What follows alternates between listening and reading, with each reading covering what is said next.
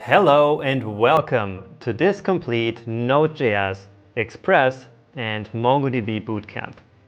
I'm really happy to welcome you to this huge course today.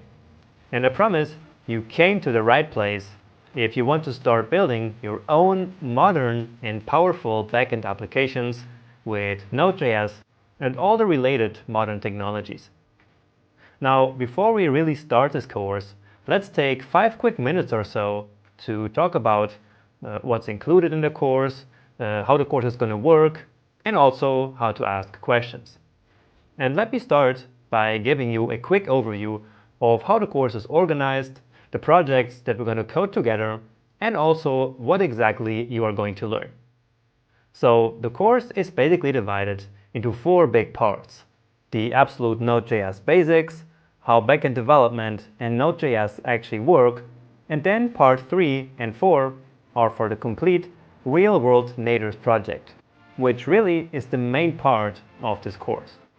And this project has 2 parts because the same application contains both a RESTful API and a server-side rendered website based on the same data. So let's now look at each part in more detail. And we're gonna kick off the course in part 1, which is section 2, by building this small, fun project which will teach you the fundamentals of Node.js development so that you get a solid foundation for the rest of the course. Then, in part 2, you're gonna learn the fundamentals of backend development and also how Node.js actually works behind the scenes. And this is going to be a mix of theory and coding lectures designed to give you the knowledge that many other Node developers out there simply don't have. And this content is in sections 3 and 4. Section 5 then is just a quick optional section to bring you up to speed with JavaScript promises and async await.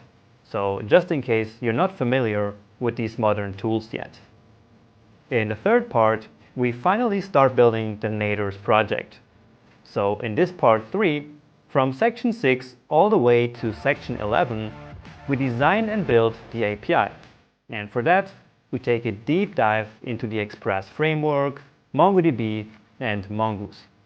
You will also learn all about real network applications, routing, CRUD operations, data modeling, geospatial data, using the MVC architecture, modern authentication with JSON Web Tokens, authorization, security, error handling, and so much more.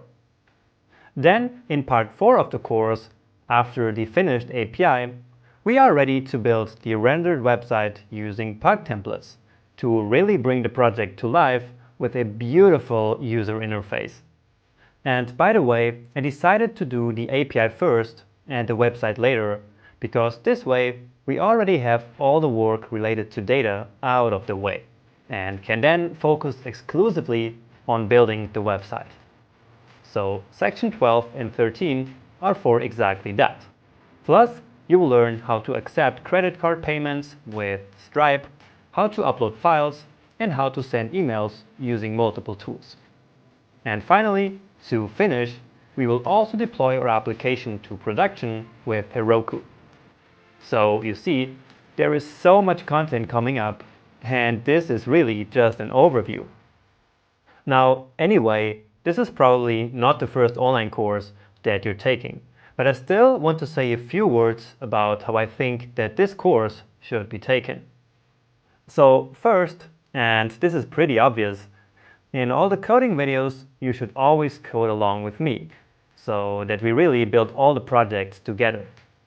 However, in some videos, I also included some challenges that you should really try to solve by yourself.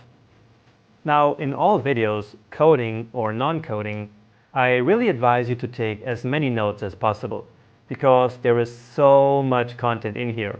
And so writing your own notes can really help you retain the knowledge as you move through the course.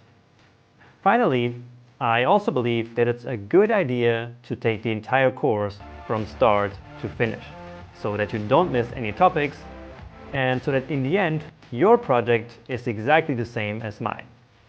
However, I do also understand that this course runs pretty long, and so you might not really be interested in all the topics, and so you can of course just skip videos or entire sections that you don't need.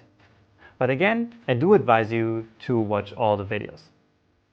And now let's talk about questions. So in all the videos, I always explain every single detail of the technology that we're using or the techniques that I'm showing you. But of course, at some point, you might still have some questions. Or even worse, you might actually get stuck because of some problem in your code or some error message that you do not really understand. And nothing is worse than investing all this time and then not be able to move on in the course. And so that's why you can always get help here in the Udemy Q&A area. So at the bottom of the video that you're watching, you will find the question section for that specific video. And whenever you do have a question or a problem, you can first check if another student has already asked the same thing, and if not, well, then just post your own question. And of course, with as much detail as possible. And you will then get friendly support from me or from my team so that you're back to writing code as fast as possible. So I hope you're going to have a ton of fun with the course now, that you become a real advanced Node developer, and that you're going to be able to build your own amazing backend applications. And with that being said, let's now finally get started.